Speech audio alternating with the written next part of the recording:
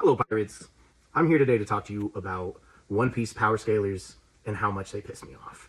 So, first of all, manga spoilers ahead in this rant. So for anyone who needs to back out, I'll give some more notifications throughout. But first, I would like to start off by saying I think power scaling is a conversation. That's a fun, like, bullshitting topic. You know, like, that's a good, like, smoking circle topic, fun to have over a couple drinks, you know, who would beat whose ass. Like, it's fun. But, like, when you start making it, like, a serious debate, that's when it just loses me. Because here's the thing, like, it's so simple to break it. Like, someone could ask Oda a question in the SBS, and he tells us that the One Piece world has, like, 5,000 times gravity of like the regular Earth, and they're good. That right there would just break One Piece into the like stratosphere of power scaling, because you know Dragon Ball Z, that's a big thing. You know, all the gravity they change on. But anyways, to get back to the main point, the biggest thing that upsets me about it is how much One Piece power scaling conversations always evolve into which Straw Hat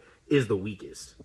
And to start off, like, the answer is none of them. They are all strong. They're all strong. Like, we just lose sight of, you know, Luffy, Zoro, Sanji, you know, even Jinbei in a lot of respects, Robin, like, they are, you know, but we'll especially go, like, the big three, Luffy, Zoro, Sanji, like, they are so inconceivably much stronger than everybody else on the crew that it's like, it may make them look weak in comparison. But let's take a look at the quote-unquote weakling trio. We got Nami, we got Chopper, we got Usopp. Nami can literally, like, control the weather. She can bring down apocalyptic, like, lightning strikes at will. She can manipulate the weather to make it do whatever is gonna fuck your whole day up. Chopper has the ability to just control Monster Point. Now, all he's got to do is pop a Rumble Ball, and he's got it under control. Like, I just got to Wano in my rewatch. I'm pretty sure he, like, holds off Queen for a little bit at some point during the raid on Onigashima. Like, Chopper is strong.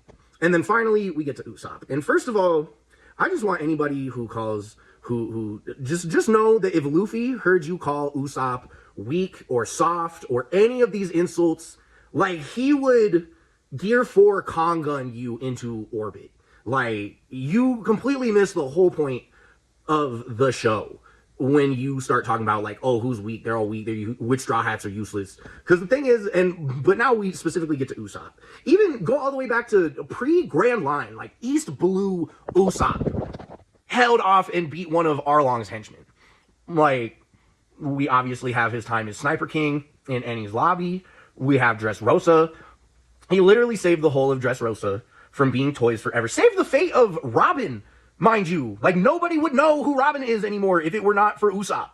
And then here we get to a very recent manga spoiler. So if you are not caught up in the manga, just end this video right here, or skip past this. But Usopp shot Emu.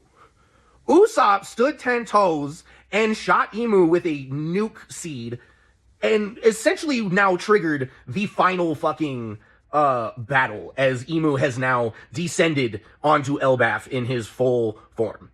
So just think of all of that. And then on top of it all of the Straw Hats would be dead 10 times over if it weren't for Nami navigating. They wouldn't even be able to get through the Grand Line without Nami navigating. And even smaller things with Usopp, like Luffy, Zoro, even Sanji's a little better. Sanji can be slick with things and talk them out of things if they need to. But like Luffy, Zoro, Frankie, most of them, it's just, we're about to get to the action. We're not talking about shit. But sometimes the situation necessitates talking. It necessitates being able to wit your way out of a situation, to be able to lie in a situation. Like, someone as brutally honest as Luffy literally can't lie his way out of a situation because he's a terrible liar. But there's so many situations throughout the series where they need somebody to lie, somebody to trick somebody so they can get access or get through or whatever they need to do. And Usopp steps up to be that.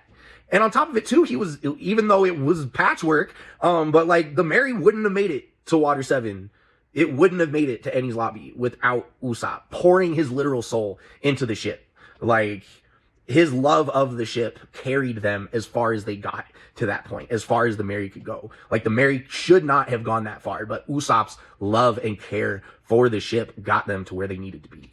And so that's really my rant. I cannot stand when people try to diminish certain characters. One more thing I do need to add on. I feel like Brook gets a respectable amount of love, but we also don't really talk about how crazy he goes sometimes. Like, he stood 10 toes against an emperor. He stood toe to toe with Big Mom, got the poneglyph rubbings, stashed them where he knew nobody would find them, and just stood toe to toe with her and fought his way, at least into surviving it until they had to come save him. But like, Brook, we got to give some special love to Brook for the type of shit he steps up to do. And I cannot wait, to learn more about Brook. They've been cooking up a lot with him and Elbaf.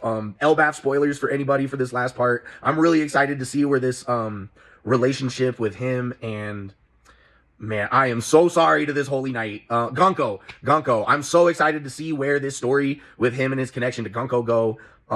But yeah, Power Scalers, please stay out of serious conversations when it comes to One Piece.